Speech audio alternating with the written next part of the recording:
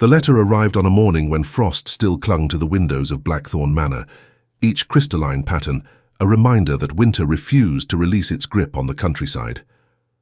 Alistair Blackthorne stood in his study, turning the envelope over in his hands, noting the wax seal that bore a crest he recognized instantly, the intertwined oak and raven of House Hartfell. His breath caught in his throat, not from the cold that seeped through the stone walls, but from the impossible reality of what he held. The seal was genuine, the handwriting unmistakable, yet the man who had penned this letter had been dead for 3 months. Garrett Hartfell had been more than a friend to Alistair. They had grown up together, 2 boys from different stations who found kinship in their shared love of horses, adventure, and the kind of loyalty that transcends social boundaries. While Alistair had been groomed from birth to inherit a dukedom burdened by both wealth and expectation, Garrett had possessed something Alistair always envied, a lightness of spirit, an ability to find joy in simple moments.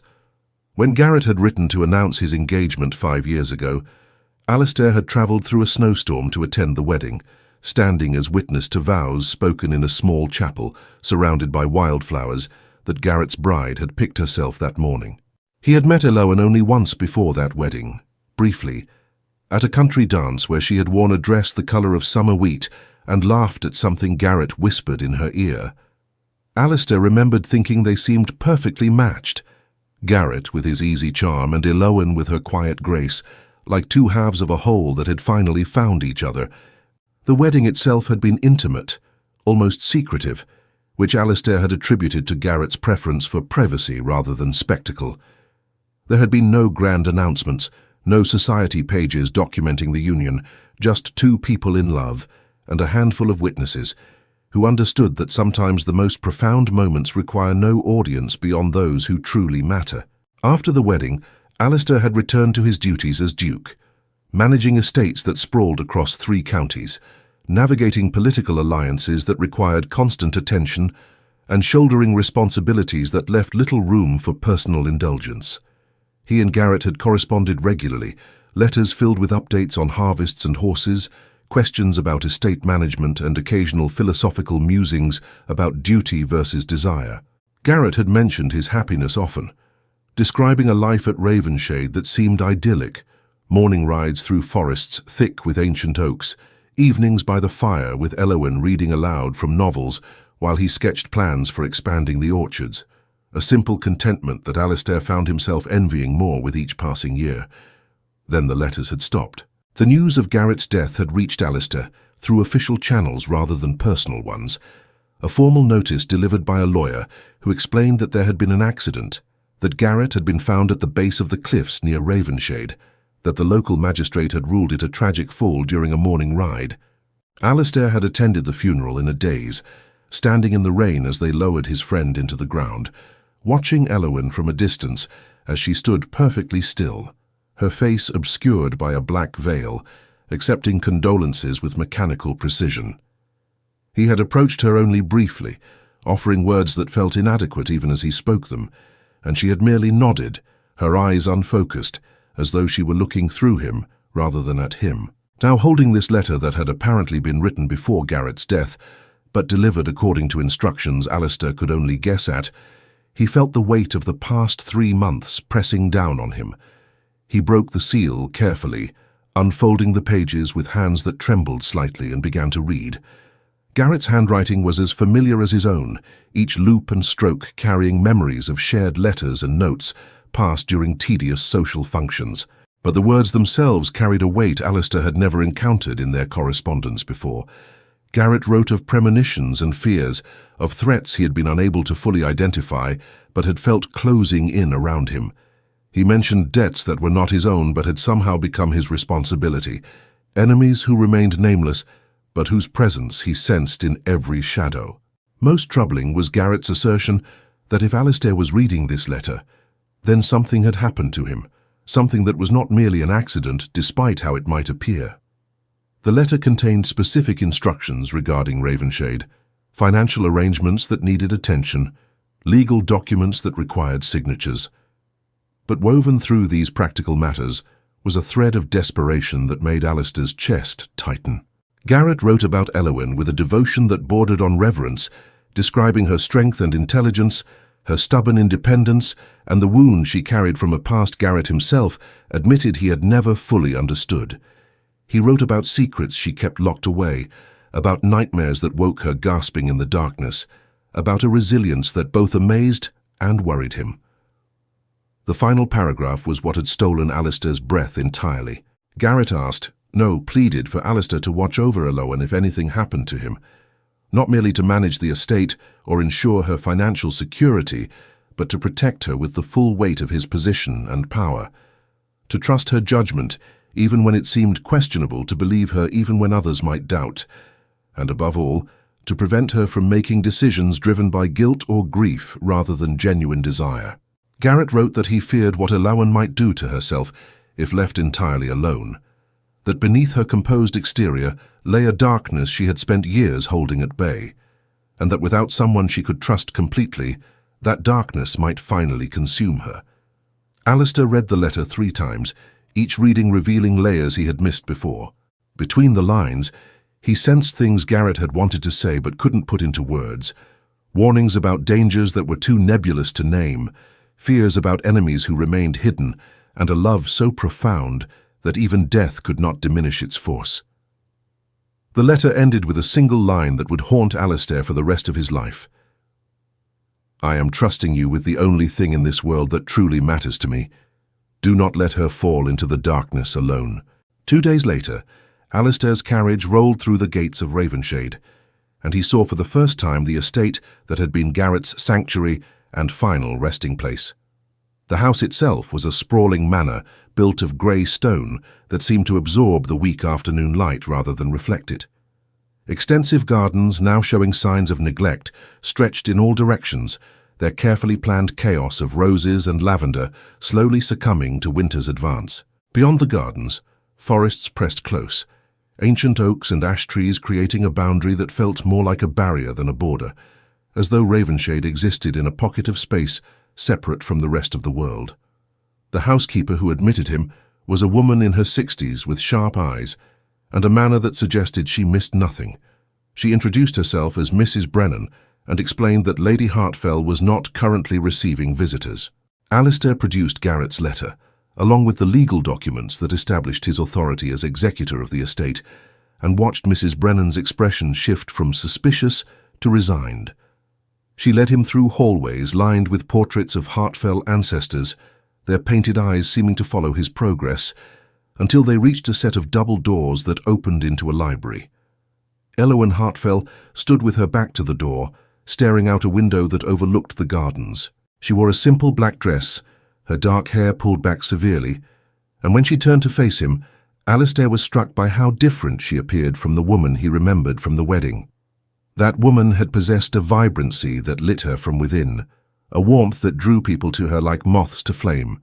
The woman before him now seemed carved from ice, her beauty still evident but frozen, as though some essential part of her had been locked away where warmth could never reach it again. Her eyes met his with a directness that was almost challenging. They were grey, he noticed, like storm clouds before rain, and they held an intelligence that seemed to catalogue everything about him in an instant. She did not offer her hand or make any gesture of welcome. Instead, she simply waited, standing perfectly still in a way that suggested she could remain there indefinitely until he explained himself or left, whichever came first. Alistair found himself struggling for words, which was unusual for a man trained from childhood in the art of diplomacy and negotiation. He had prepared a speech during the journey, carefully crafted phrases meant to convey respect and sympathy while establishing his authority to fulfill Garrett's requests.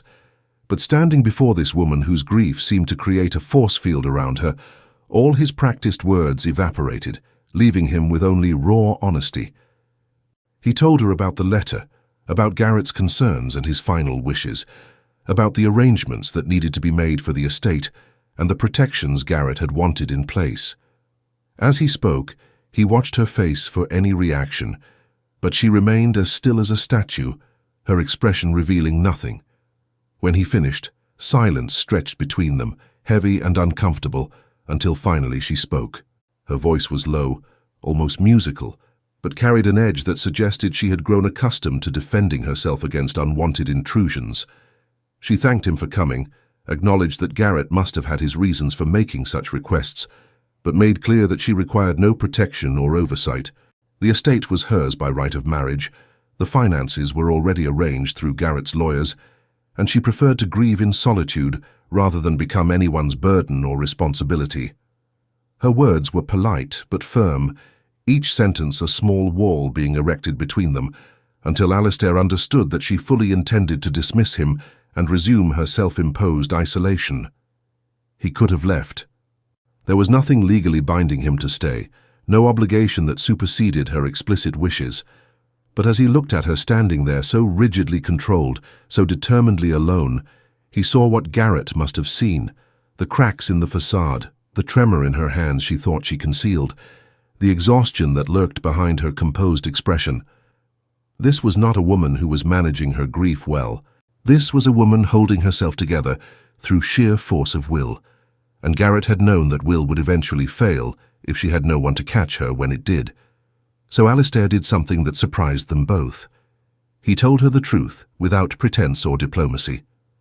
He explained that he had known Garrett since they were children, that his friend's death had left a void in his own life he was still learning to navigate, and that honoring Garrett's final wishes was not about obligation, but about love. He admitted that he did not know what threats Garrett had feared, or what secrets haunted Ravenshade, but that discovering the truth seemed like the least he could do for a friend who had deserved so much more than whatever fate had actually befallen him.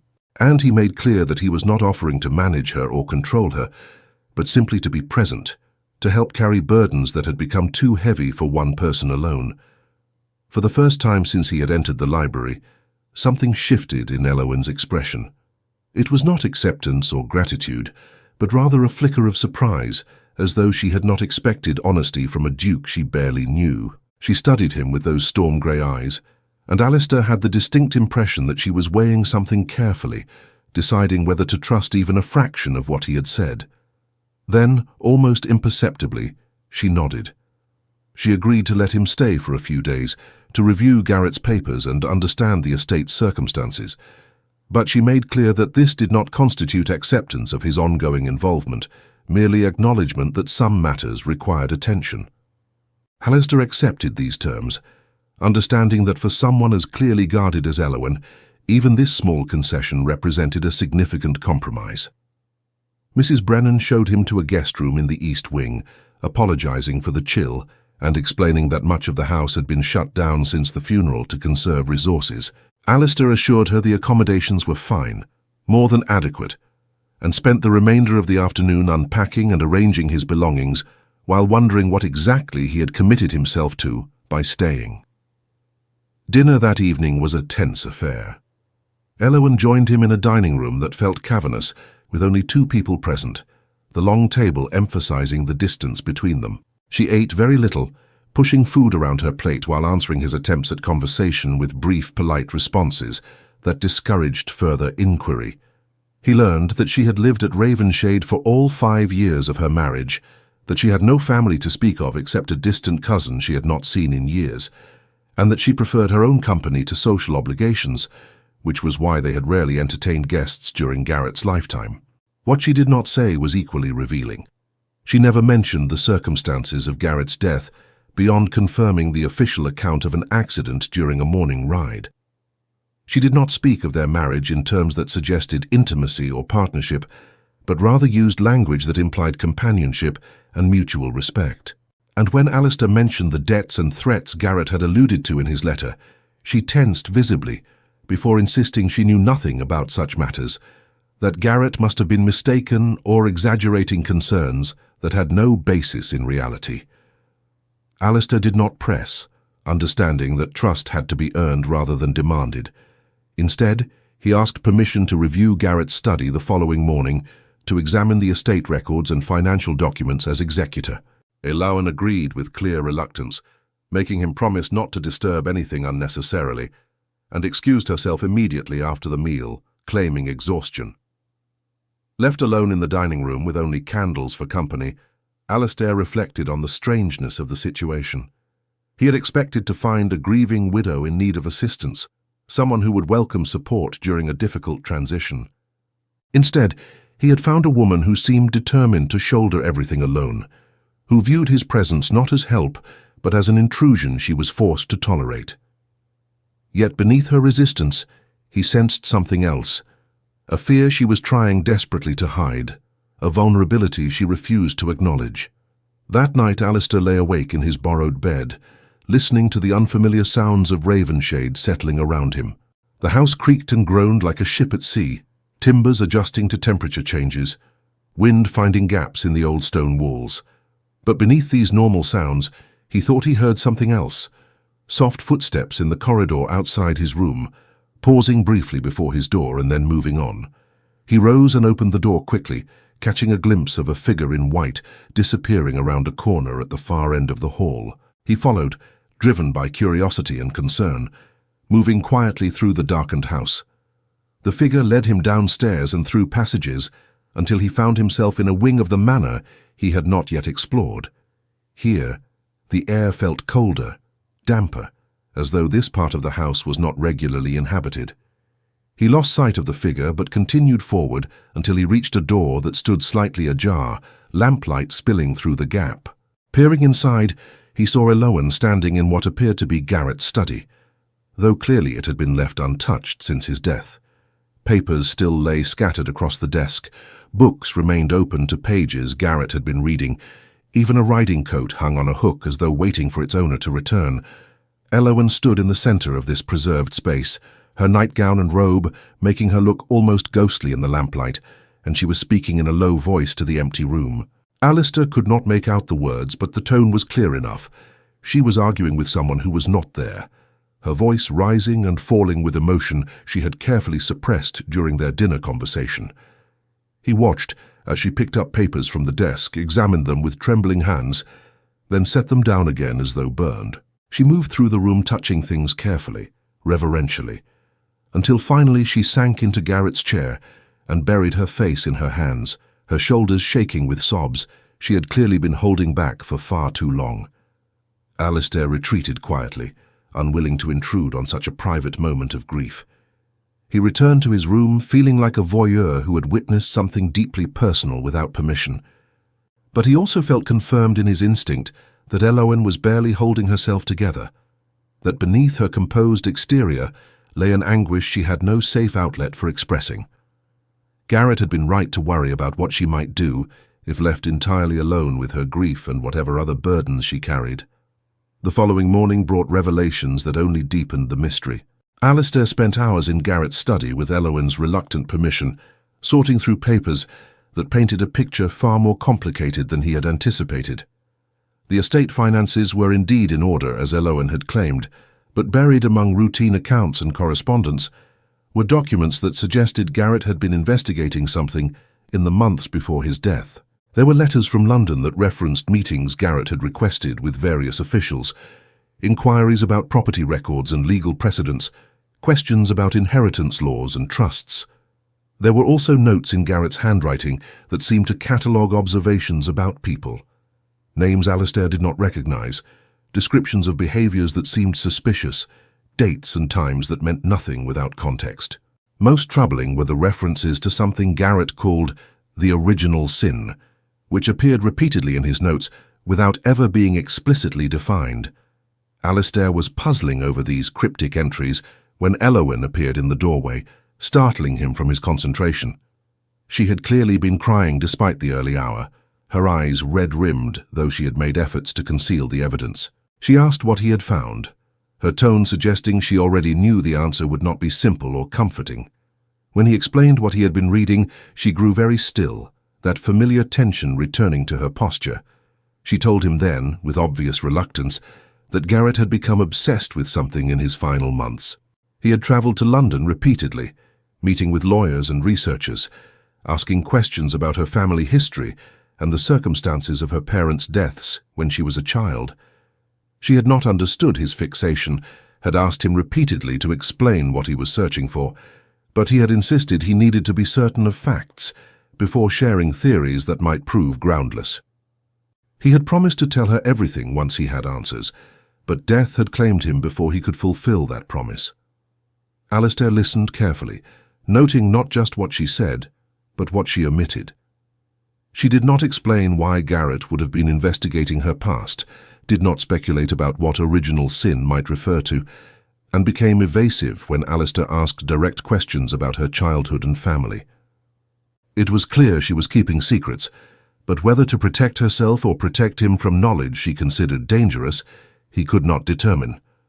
Their conversation was interrupted by Mrs. Brennan announcing a visitor, a man who identified himself as Mr. Nathaniel Crowe, a lawyer from London.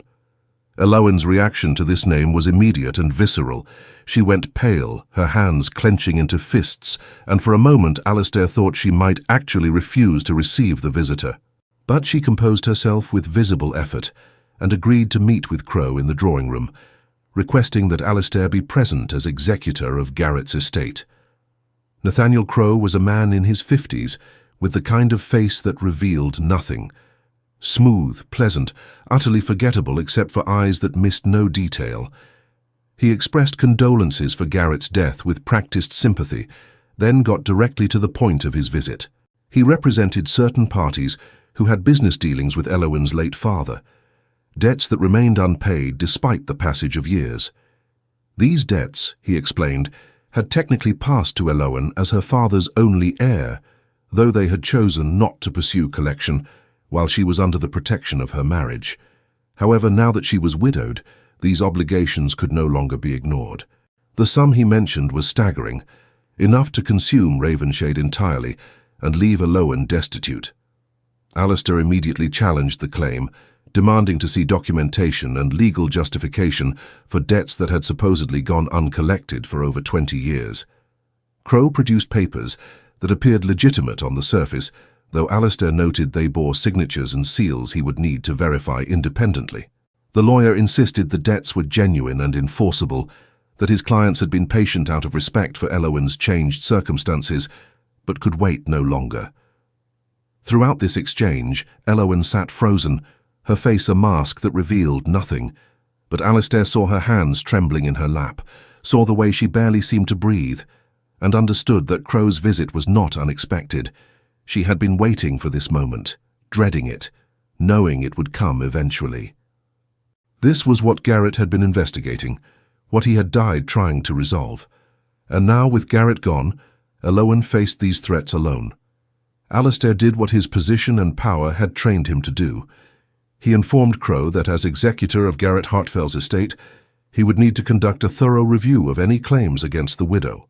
He made clear that Lady Hartfell was under his protection as per her late husband's explicit wishes, and that any attempts to collect alleged debts would need to proceed through proper legal channels with full documentation and verification. He used his title deliberately, letting Crowe understand that pursuing this matter would mean contending with the full weight of the Blackthorne name and resources. Crowe maintained his pleasant expression throughout Alistair's speech, but something cold flickered in his eyes, a warning that this was far from over. He agreed to provide additional documentation and departed with promises to be in touch again soon. The moment the front door closed behind him, Elowen stood abruptly and left the room without a word, practically fleeing despite her attempt to maintain dignity. Alistair found her in the library where they had first met, standing again at that window overlooking the gardens. This time when she turned to face him, the ice had cracked, and what lay beneath was raw terror barely contained. She tried to speak, but no words came. Her breath coming in short gasps that suggested panic was very close to overwhelming her completely. Alistair approached slowly, carefully, as one might approach a wounded animal, and when he was close enough, he did something he had not planned. He reached out and took her hand. The touch seemed to anchor her, pulling her back from whatever edge she had been teetering on. She gripped his hand with surprising strength, holding on as though he were the only solid thing in a world that had become unmoored. Gradually, her breathing slowed, the panic receding enough for words to return, and then, finally, she began to tell him the truth. Her father had been a gambler and a speculator who made terrible choices with money that was not his to lose. He had borrowed from people who did not forgive debts, had used Elowen's mother's family property as collateral for loans he never intended to repay. When his schemes collapsed, He had not faced the consequences with courage or contrition. Instead, he had taken the coward's way, ending both his own life and her mother's in a murder-suicide that left Elowen orphaned and alone at 14 years old. The property had been seized, the debts supposedly settled through liquidation of everything her parents had owned. Elowen had been sent to live with distant relatives who made clear she was an unwelcome burden. She had endured years of barely concealed contempt, treated as a charity case whose very existence was a reminder of scandal and shame. She had learned to make herself small and invisible, to require nothing and expect less. Then she had met Garrett at a country gathering, where she had gone as companion to her cousin. He had been kind to her when kindness was not expected or required. He had seen past the shame she carried to the person she actually was. When he asked her to marry him, she had been honest about her past, about the debts and the scandal and the possibility that her father's creditors might someday come calling. Garrett had insisted none of that mattered, that they would face whatever came together. That love was more important than money or social standing. For 5 years they had been happy at Ravenshade. Elowen had begun to believe that perhaps her past could stay buried, that she had escaped the consequences of her father's sins. Then Garrett had started receiving letters, inquiries from lawyers representing creditors who had apparently never actually been paid, despite the liquidation of her parents' estate. He had travelled to London to investigate, determined to resolve the matter once and for all, and now he was dead, and the wolves were circling with renewed hunger. She believed Garrett's death was no accident. She believed someone had killed him to prevent whatever he had been about to uncover, and she believed that now, with her protector gone, she would lose everything, not just Ravenshade and financial security, but perhaps her freedom or even her life if these debts were enforced through the kind of terrible means her father's creditors were rumoured to employ. Alistair listened to all of this with growing anger on her behalf.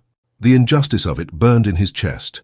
That a child should be held responsible for her father's crimes, that a woman who had done nothing wrong should face ruin because of debts incurred before she was even born.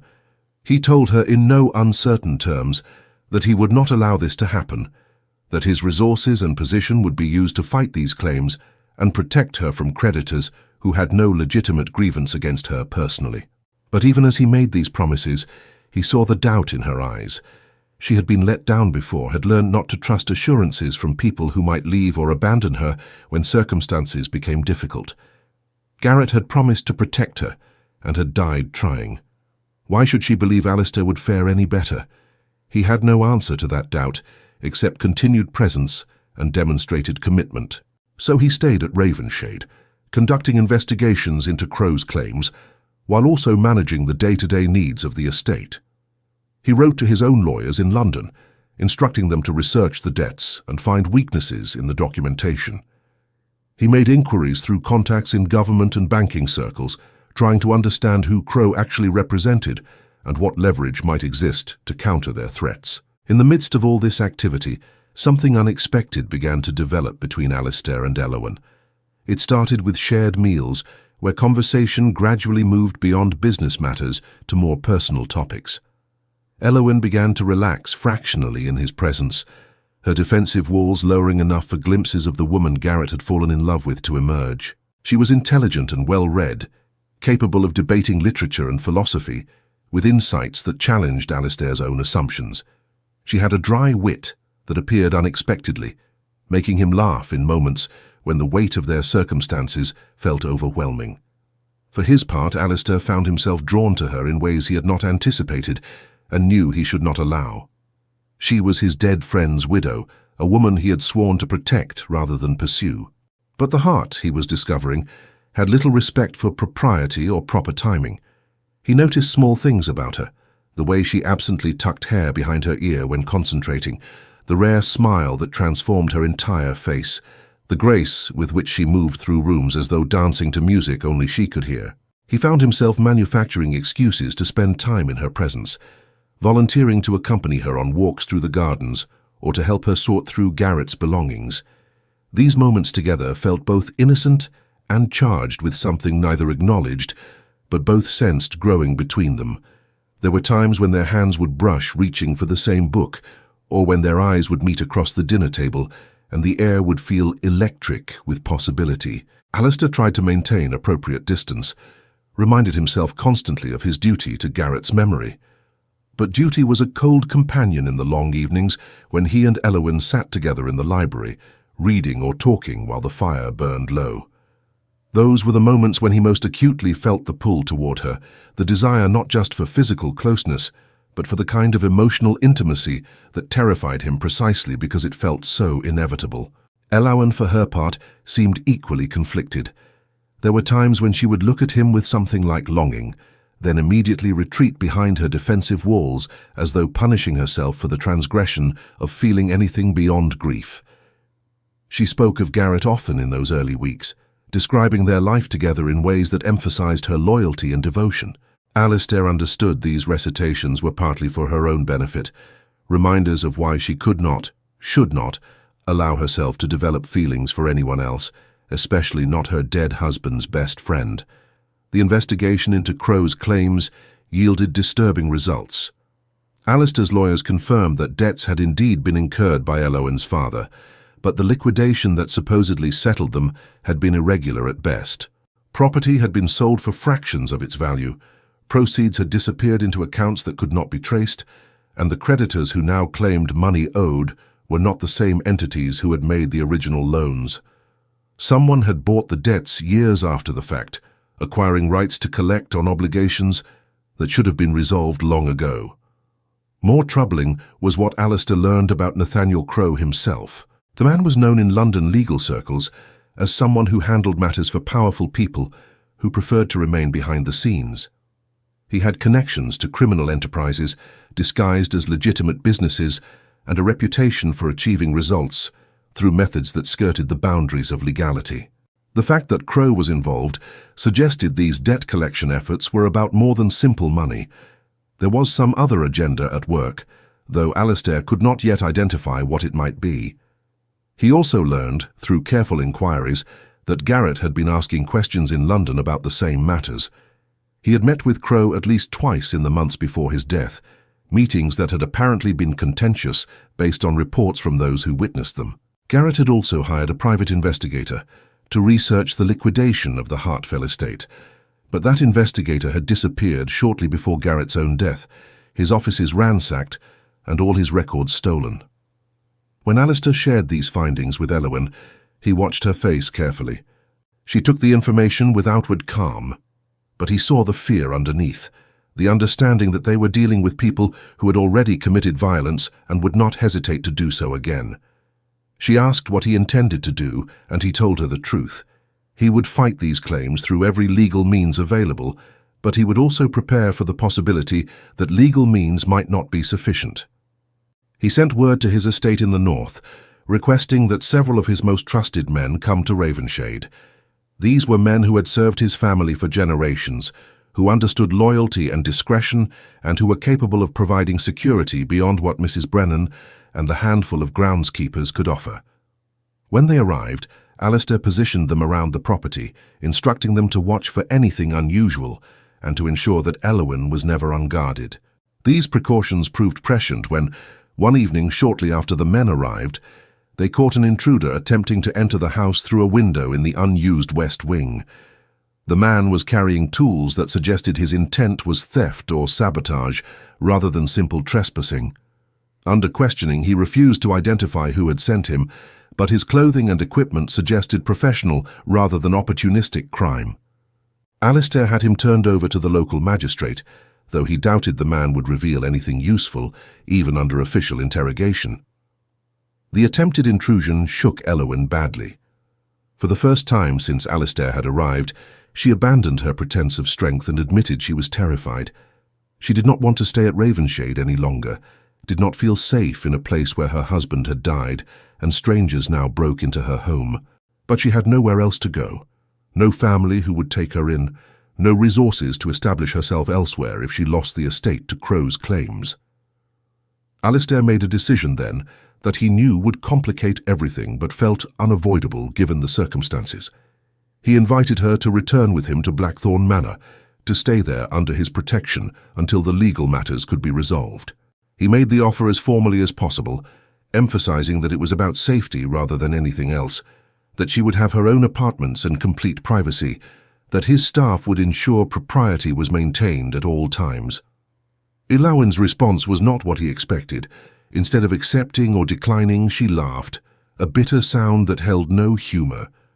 She pointed out what she assumed Alistair must already know, that accepting such an invitation would destroy what remained of her reputation. Society would assume she was his mistress regardless of actual circumstances, would condemn her for dishonoring her husband's memory by taking up with his friend mere months after being widowed. She would trade the threat of financial ruin for the certainty of social ruin, becoming an outcast who could never show her face in respectable company again. Alistair acknowledged the truth of her concerns, but argued that survival mattered more than reputation, that being alive and disgraced was preferable to being dead with one's honor intact. He pointed out that she had no good options available, only choices between different types of risk, and he made clear that his invitation was genuine and would stand regardless of her decision, that he would respect whatever choice she made, even if he disagreed with it. They argued about this late into the night, voices rising and falling as they debated duty versus pragmatism, honor versus necessity. At some point during that argument, Alistair realized they were no longer simply discussing living arrangements, but were instead circling around the larger question neither had been willing to address directly: the growing attachment between them that had nothing to do with Garrett's wishes or executor responsibilities, and everything to do with genuine feeling that had developed, despite every reason it should not have. The realization seemed to strike them both simultaneously. The argument faltered mid-sentence, words trailing off into silence as they looked at each other across the space of the library that had become their usual meeting place. In that moment, Alistair saw his own confused emotions reflected in Elowin's eyes, desire mixed with guilt, longing tempered by loyalty to someone who was gone but not forgotten. He crossed the room before conscious thought could stop him, moving toward her with intent that was probably written clearly on his face. She did not retreat, did not raise her hands to ward him off, but simply stood watching his approach with an expression that mixed resignation and relief. When he was close enough to touch her, he stopped, giving her the choice to close the final distance between them or step away. She chose to step forward. Their first kiss was gentle, tentative, as though both were afraid that too much passion would shatter the fragile thing growing between them. But gentleness gave way quickly to hunger, to need that had been building for weeks beneath polite conversation and careful distance. Alistair pulled her close, feeling her tremble against him, tasting salt from tears he had not realized she was crying. The kiss deepened, became desperate, until finally Elowin broke away with a gasp that sounded like both pleasure and pain. She pressed her forehead against his chest, her hands fisted in his shirt, and whispered an apology that broke his heart. She said she could not do this, could not betray Garrett's memory by developing feelings for his closest friend. She insisted that what she felt was just confusion born of grief and fear, that Alistair was being kind, and she was mistaking kindness for something more significant. She begged him to forget what had just happened, to return to their previous roles of protector, and protected without allowing this lapse to change anything fundamental between them. Alistair wanted to argue, to insist that what existed between them was real and valuable, regardless of timing or circumstances, but he saw the genuine anguish in her face and understood that pushing now would only drive her away entirely. So he agreed to her request, stepping back and letting her flee to her room with some fragment of dignity intact. He stood alone in the library afterward, touching his lips where the ghost of their kiss still lingered, and wondered how he was supposed to protect someone he was falling in love with while pretending he felt nothing beyond duty-bound responsibility. The following days were awkward and painful. Elowin avoided him when possible, taking meals in her room and claiming business that kept her occupied during hours they would normally have spent together. When they did encounter each other, she maintained careful distance, her manner polite but cool, as though the kiss had never happened, and they were merely business associates who happened to occupy the same house. Alistair threw himself into the investigation, using work as an excuse to avoid confronting his own complicated emotions. His lawyers uncovered more irregularities in the debt documentation, enough to potentially challenge Crow's claims in court. But legal battles took time and money, resources Elowen did not possess even with Alistair's support. More concerning were reports from his contacts in London that Crowe had been asking questions about Alistair himself, as though researching weaknesses that could be exploited. Then came the night that changed everything. Alistair woke to sounds of struggle coming from elsewhere in the house. He grabbed the pistol he had taken to keeping loaded on his nightstand and ran toward the noise, arriving at Elowen's room to find her door broken open and two men attempting to drag her from her bed. His presence and the sight of the weapon made them release her and flee, but not before one landed a blow that sent Alistair crashing into furniture, delaying his pursuit long enough for them to escape into the darkness. Elowen was hysterical, trembling so violently she could barely stand. Alistair wrapped her in a blanket and held her while she sobbed out terror and rage, asking why they would not leave her alone, what more they could possibly want from her. His own fear and anger mixed with overwhelming protective instinct, and he made promises in that moment that he fully intended to keep, that he would find whoever was behind these attacks, that he would make them pay for frightening her, that he would ensure she never felt unsafe again. Once she had calmed somewhat, Alistair insisted she could not stay in that room, could not remain at Ravenshade at all, given that intruders now knew the house well enough to break in repeatedly. She did not argue this time, too frightened to maintain her earlier resistance. So in the darkest hours before dawn, they fled together, taking only what could be quickly gathered and leaving trusted servants to secure the house until their return. The journey to Blackthorne Manor took most of the day, Alistair pushing his horses as fast as safety allowed, while constantly watching for signs of pursuit. Elowen said little during the trip, sitting beside him wrapped in travelling blankets, staring at landscape that passed in a blur. Once she reached over and took his hand, holding it quietly for several miles without speaking. The gesture said everything words could not, that she trusted him, that her earlier resistance had been about fear rather than lack of feeling, that perhaps they could find their way towards something honest, despite the complications of circumstance and propriety. Blackthorne Manor rose against the northern sky like something from a fairy tale, all towers and battlements built to impress and intimidate. Elowen stared at it with wide eyes, seeming to understand for the first time the full weight of the position and power Alistair commanded. He watched her reaction carefully, wondering if the reality of his wealth and status would create new distance between them, if she would retreat again behind walls of perceived unworthiness or inappropriate aspiration. But when she turned to look at him, what he saw in her face was not intimidation or social calculation. Instead, there was simple gratitude, a recognition that he had used everything he possessed to protect her when she had no one else to turn to. She squeezed his hand once more before releasing it, and together they entered his ancestral home to begin whatever came next. The weeks that followed established new patterns between them. Elowen was given apartments in the family wing rather than the guest quarters, a subtle statement of her status in the household. Alistair's staff treated her with respect due to someone under the Duke's personal protection, asking no questions about her presence or her relationship to their employer. They established routines of shared meals and evening hours in the library, conversations that ranged from business matters to personal histories they had never discussed before. Alistair learned more about Elowen's childhood in those conversations, the years of isolation and shame she had endured after her parents' deaths. She described the relatives who had taken her in with such obvious reluctance, making her earn her keep through endless chores while reminding her constantly of the scandal she represented. She spoke of the loneliness of being surrounded by people who viewed her as a burden rather than a person deserving of love or consideration. When she met Garrett, she had been so starved for kindness that his simple decency had seemed like a miracle.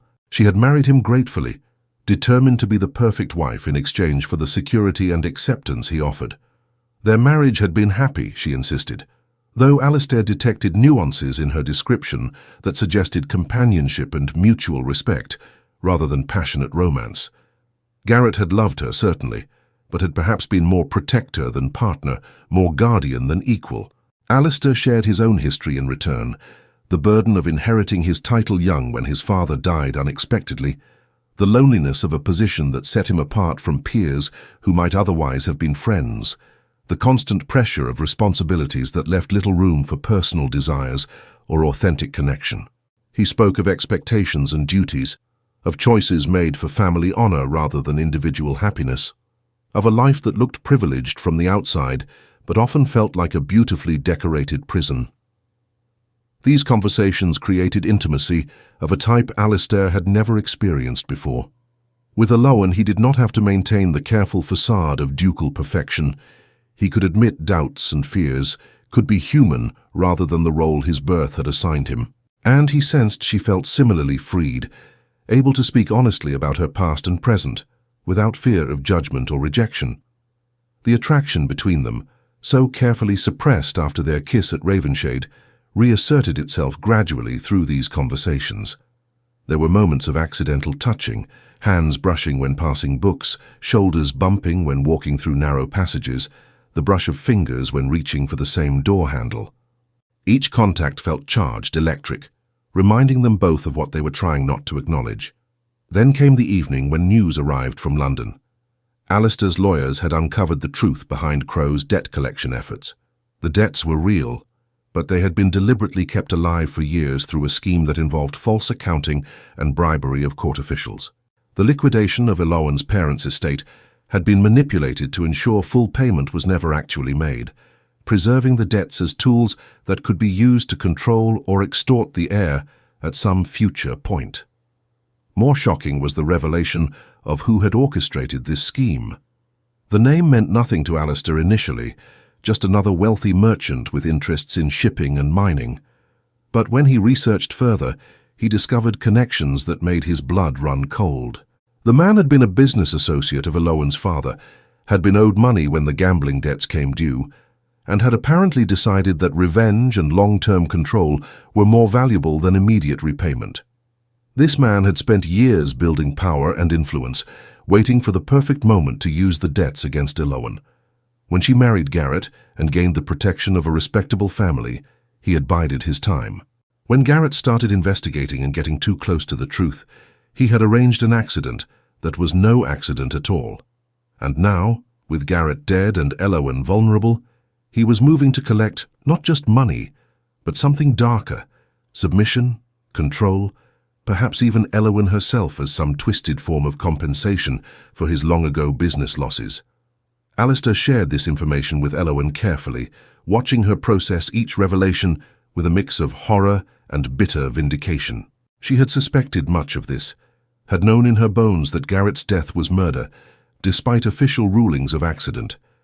Now she had proof, or at least evidence strong enough to build a case if they could find witnesses willing to testify. But evidence and legal action took time, and the enemy was not waiting patiently.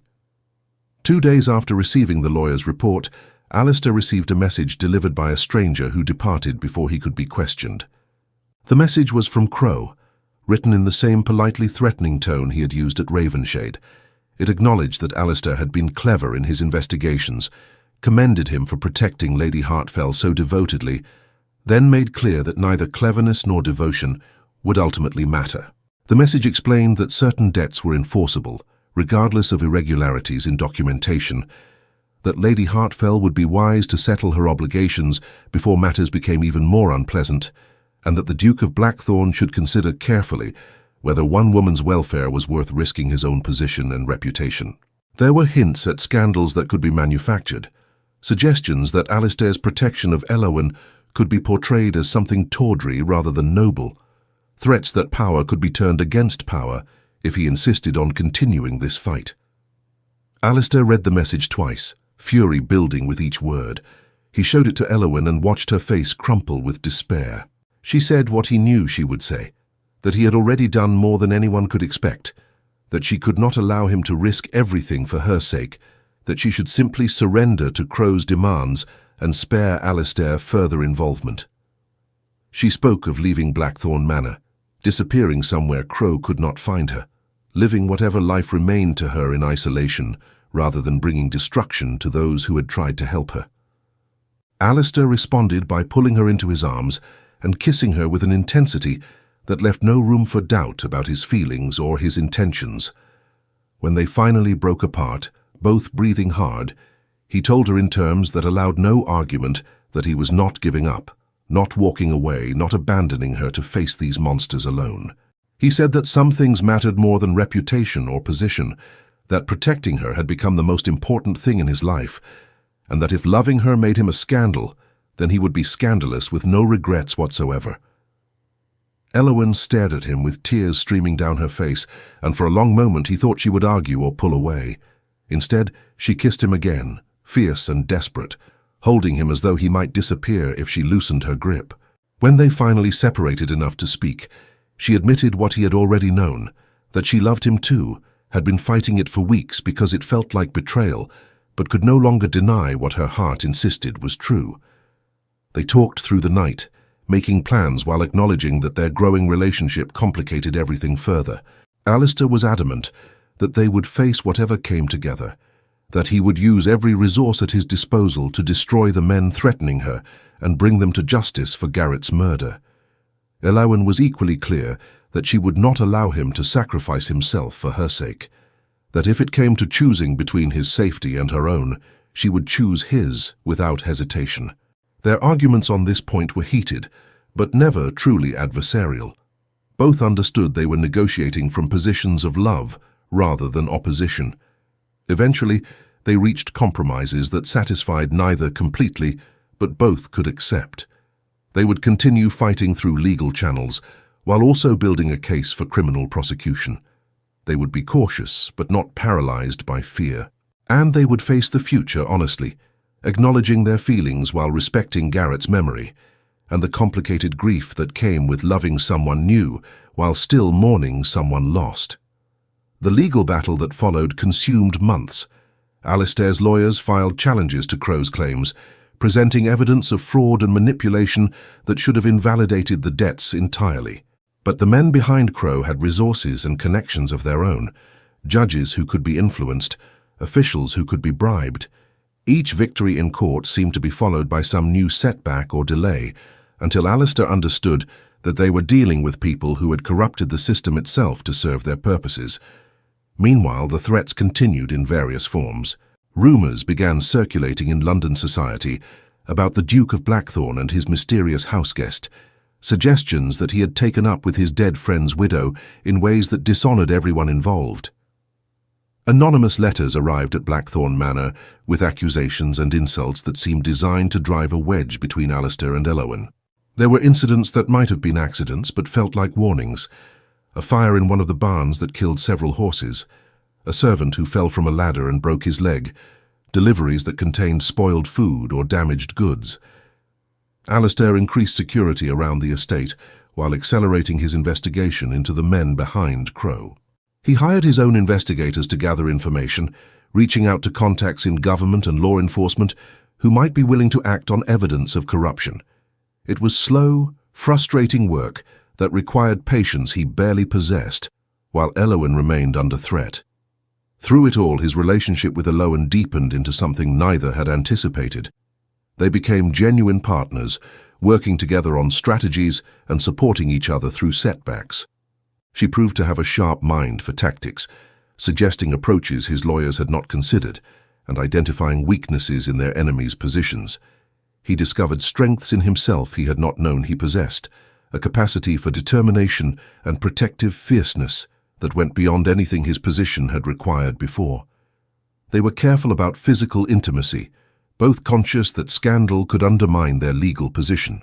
But there were stolen moments, kisses in quiet corridors, embraces when fear or frustration became overwhelming, nights when one would seek comfort in the other's room and they would simply hold each other until dawn. These moments felt more precious for being forbidden, more meaningful for being chosen, in defiance of everything that said they should wait or deny what they felt. The breakthrough came from an unexpected source. One of Garrett's former servants, a man who had left Ravenshade shortly before Garrett's death, came forward with information he had been too frightened to share previously. He had witnessed a meeting between Garrett and two men the morning of his death, had heard arguments about documents and threats about what would happen if Garrett continued his investigation. He could identify the men, could testify about what he had heard, and most importantly, he had kept a letter Garrett had given him with instructions to deliver to authorities if anything happened. The letter Garrett had written was damning. It laid out everything he had discovered: the fraud, the manipulation, the names of men involved in keeping Elowen's debts alive. It included evidence he had gathered, documents showing bribes and falsified records, even suggestions about where more evidence might be found. Most critically, it named the man at the center of everything: the former business associate of Elowen's father, who had built his revenge into a decades-long scheme of control and intimidation. With this evidence and the servant's testimony, Alistair finally had weapons sufficient to fight back effectively. He took everything to government officials he trusted, making clear that he would not be silenced or intimidated, that he had resources to continue pressing the matter through every channel available. He also made clear that any attempt to harm Elowen or himself would result in all the evidence being released publicly, ensuring that even if they could not get justice through official channels, the court of public opinion would destroy those responsible.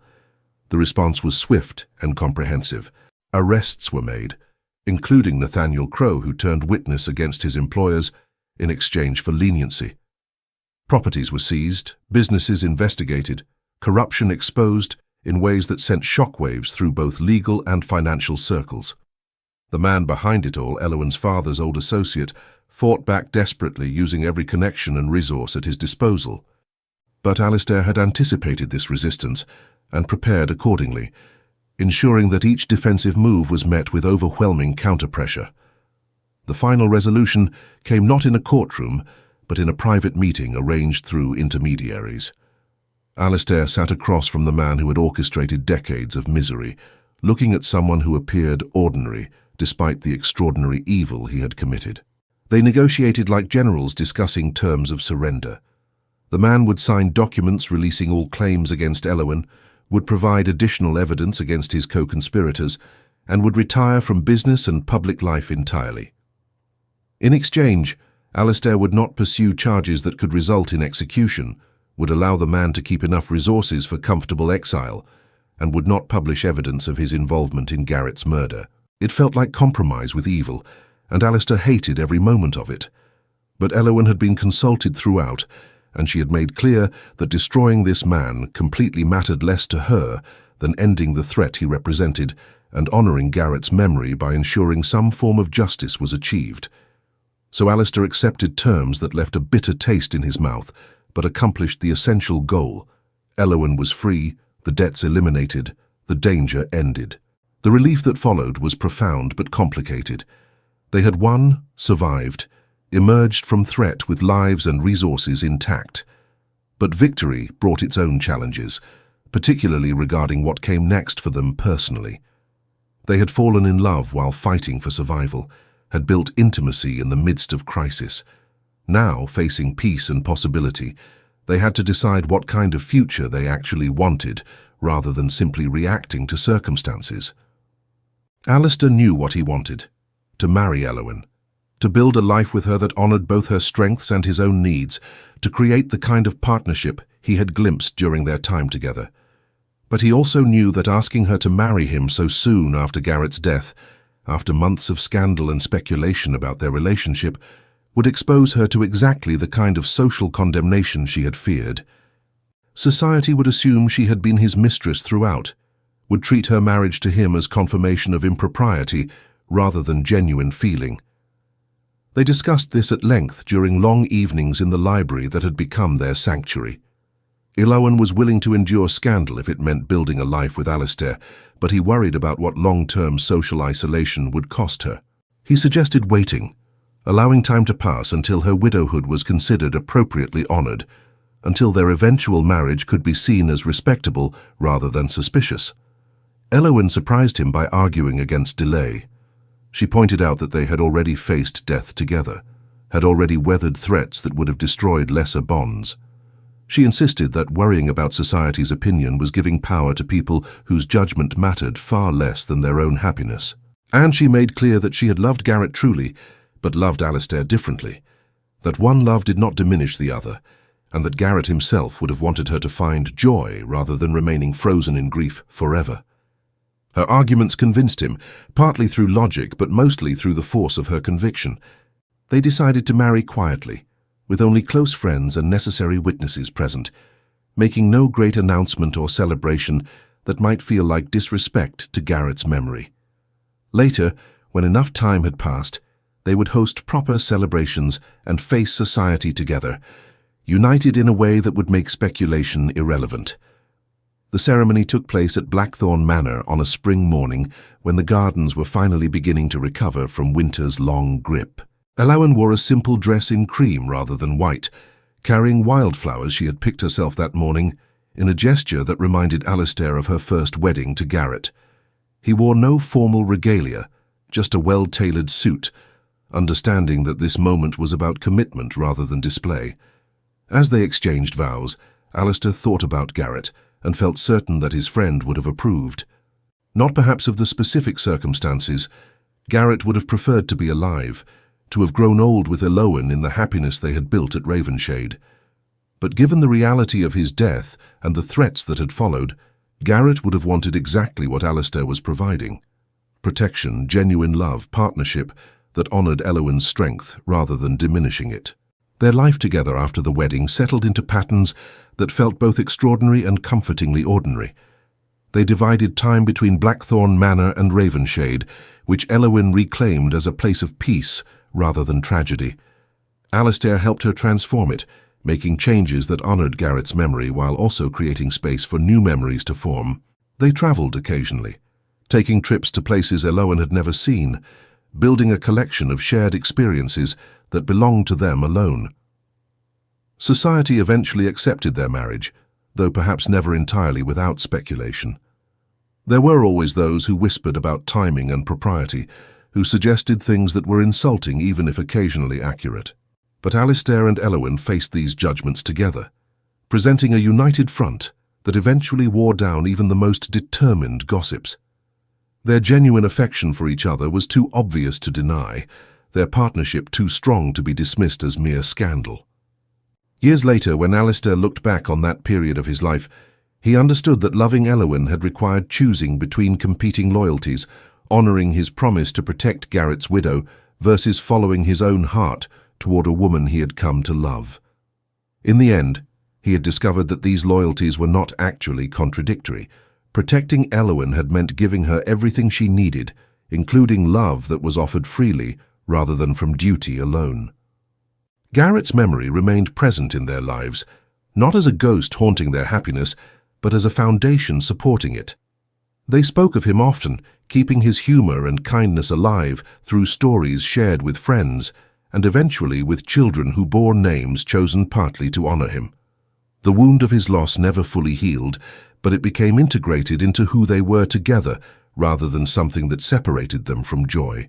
On anniversaries of Garrett's death, they would visit his grave together, standing in quiet remembrance of a man who had loved them both and had trusted them to honor that love by living fully rather than remaining trapped in grief. Alistair would tell his old friend about their life, about victories and challenges, about everything Garrett had missed.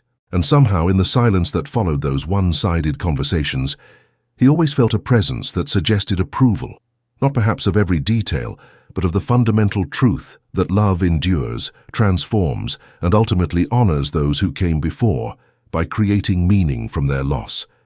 Their story became one whispered about in certain circles, romanticized and distorted through repetition until it bore only passing resemblance to the complicated reality they had lived. But Alistair and Elowen did not mind the distortions, understanding that truth mattered less than the lesson embedded in even the most fictionalized versions. That loyalty and love need not be enemies, that honoring the past does not require sacrificing the future, and that sometimes the most profound promises are fulfilled not through rigid adherence to original intentions, but through adaptation to circumstances that require wisdom rather than mere obedience.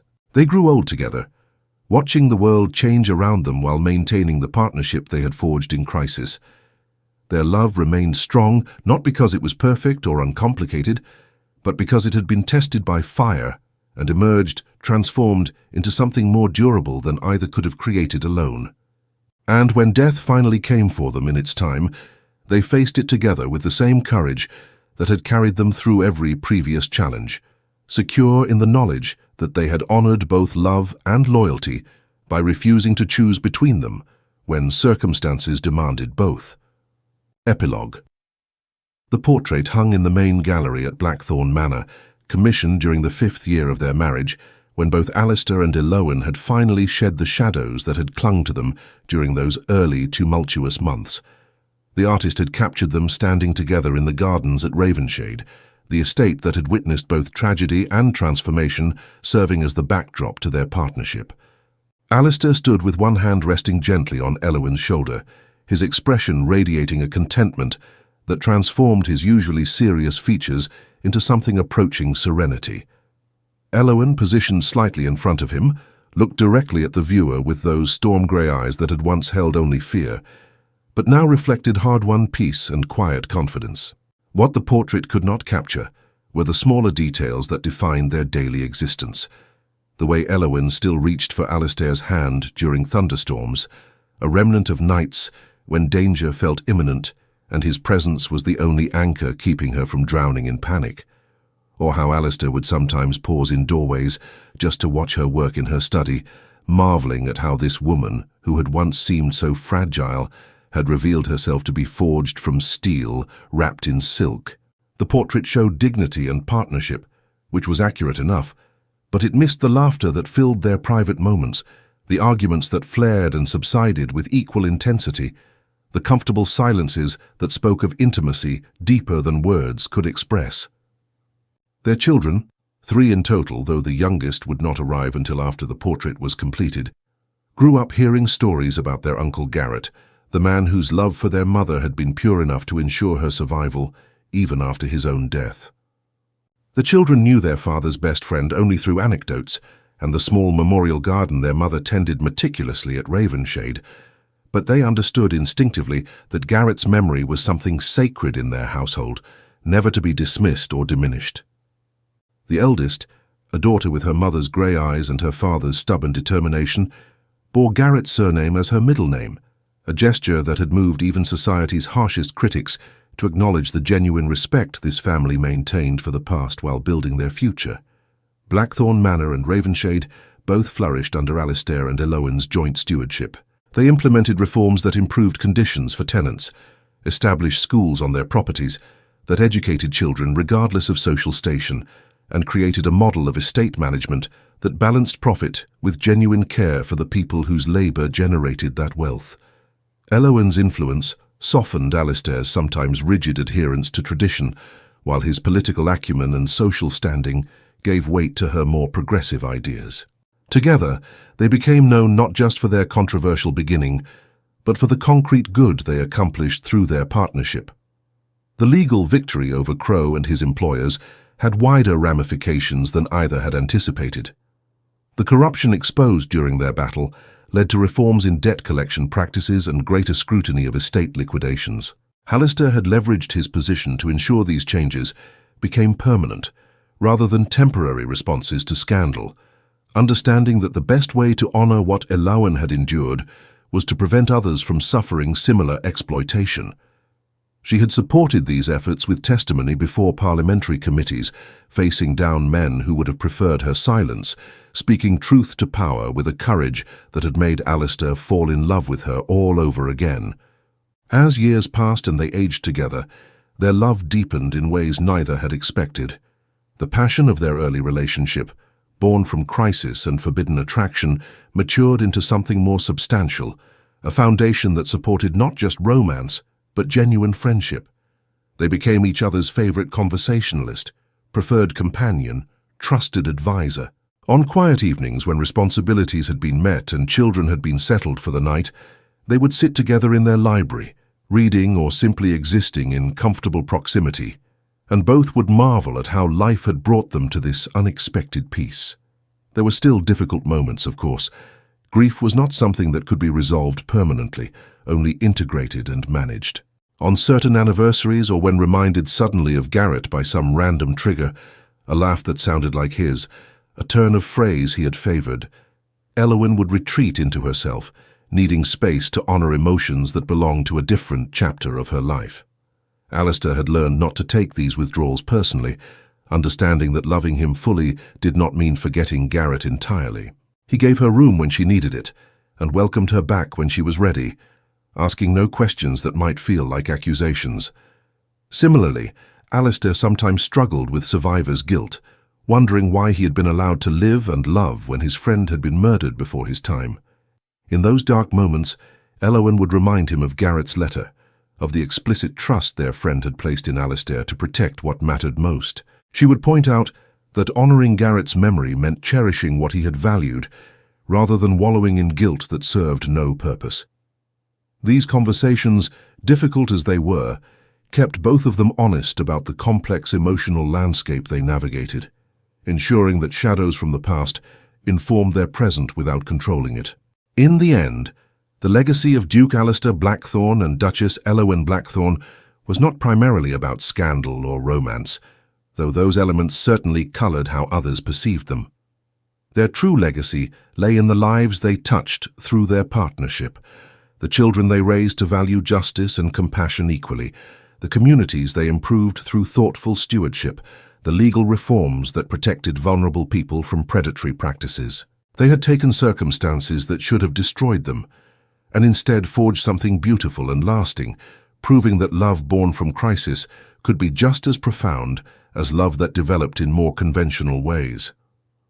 The portrait in the gallery became a favorite stopping point for visitors to Blackthorne Manor, not because it depicted scandal, but because it captured something essential about human resilience and the capacity for love to heal even the deepest wounds.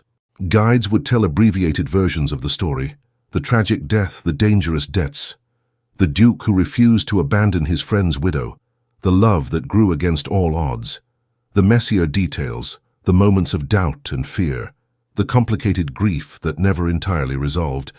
Those remained private, known only to the family and closest friends who understood that real stories are always more complex than the legends built upon them.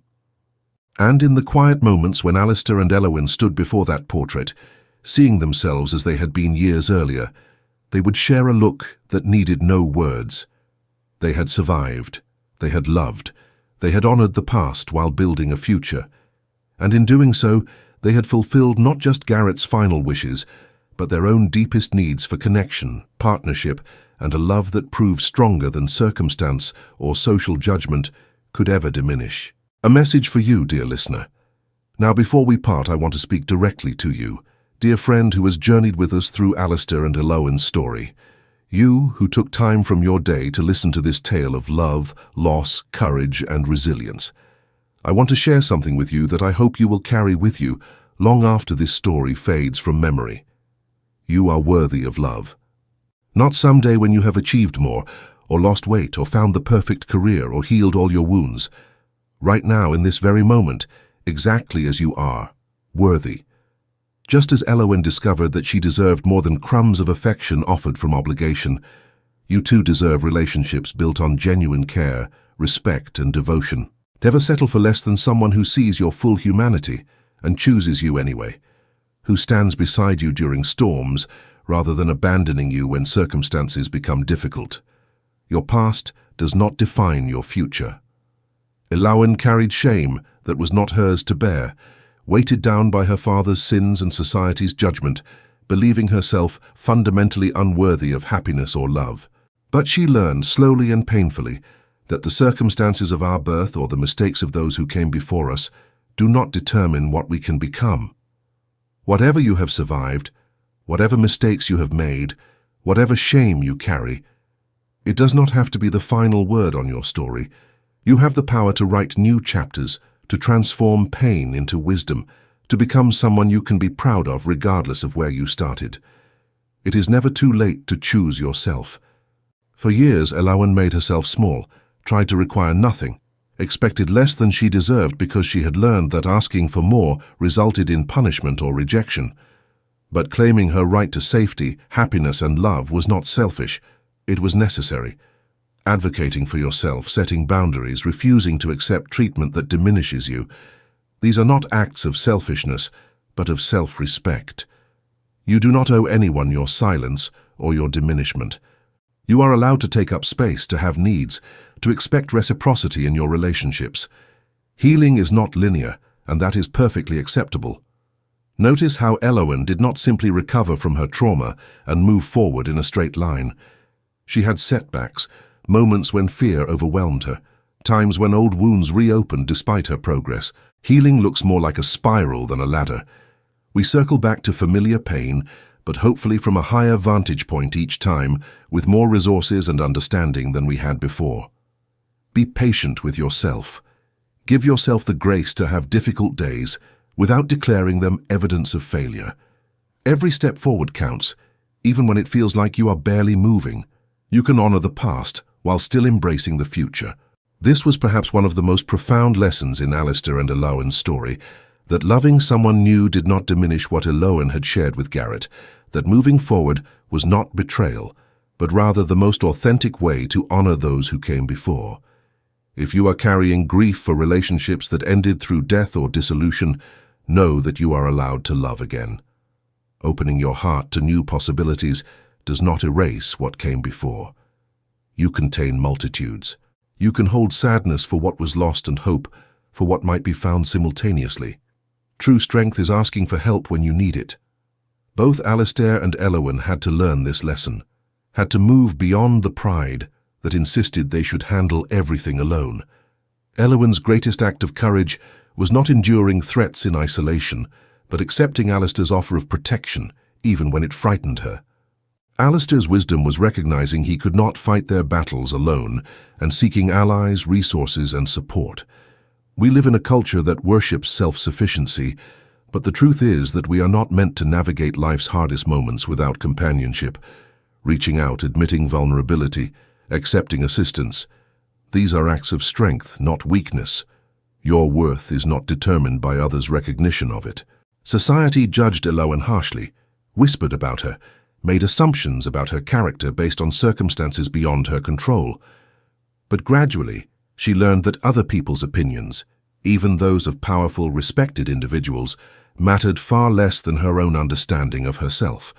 The court of public opinion is fickle and often cruel. You cannot control what others think or say about you, but you can control how much power you give to their judgments. Build your sense of self on foundations more stable than external validation. You deserve partnerships, not just relationships. Notice the difference between Elowen's marriage to Garrett, which was loving but somewhat protective and unequal, and her partnership with Alistair, which was built on mutual respect, shared decision-making and recognition of her strength and intelligence. You deserve relationships where you are seen as a full person, where your opinions matter, where you contribute to decisions rather than simply accepting whatever the other person decides. Whether in romance, friendship, or professional relationships, seek connections that honor your full humanity rather than requiring you to diminish parts of yourself for someone else's comfort. It is acceptable to outgrow people, places, and versions of yourself. Elowen could not remain the frightened, diminished woman she had been when Alistair first arrived at Ravensshade. She had to shed that identity like a snake sheds skin, not because there was anything wrong with who she had been, but because survival and healing required transformation. You too are allowed to change, to become someone different from who you were. Some people in your life may struggle with your growth, may prefer the version of you that asked for less or stayed small. You do not owe them your stagnation. Grow anyway. Your story is not finished. No matter what you have survived, no matter how dark circumstances may seem right now, you are still writing your narrative. Elowen could not have imagined, in the depths of her fear and grief, that she would find love again, that she would become a respected figure in her community, that she would help reform laws that protected others. She could only see the next step, then the next, slowly building a life she had not known was possible. You too are capable of creating futures you cannot yet envision. Keep taking the next right step, even when you cannot see where the path leads. Above all, dear listener, know that you are not alone. Whatever you are facing, grief, fear, shame, trauma, difficult choices between competing loyalties, others have walked similar paths and survived. Your struggles do not make you broken or weak. They make you human. Reach out when you need support. Speak your truth even when your voice shakes. Choose yourself even when it feels selfish. Love boldly even after loss. And remember that the darkest nights eventually give way to dawn, that winter always yields to spring, that stories we think have ended are often just beginning new chapters we had not anticipated. You are stronger than you know, more resilient than you believe, and worthy of every good thing this life has to offer. Never forget that. My dear friends, thank you so much for joining us on this emotional journey through Alistair and Illawen's story. If this tale touched your heart, we would be absolutely delighted if you would subscribe to our channel, Echoes of Romance, where we share stories that celebrate love, courage, and the resilience of the human spirit. Please activate the notifications bell so you never miss a new story, and we would love to hear from you in the comments below. Share your thoughts, tell us which moment resonated most with you, or simply let us know you were here. Your words and support mean everything to us and help us continue creating these stories for you. Join us as we continue to explore more beautiful tales of romance, redemption, and hope. Until our next story, may you find courage in adversity and love in unexpected places. With all our love, this is Echoes of Romance, reminding you that your story matters and you are worthy of every beautiful thing life has to offer. Thank you for being here with us.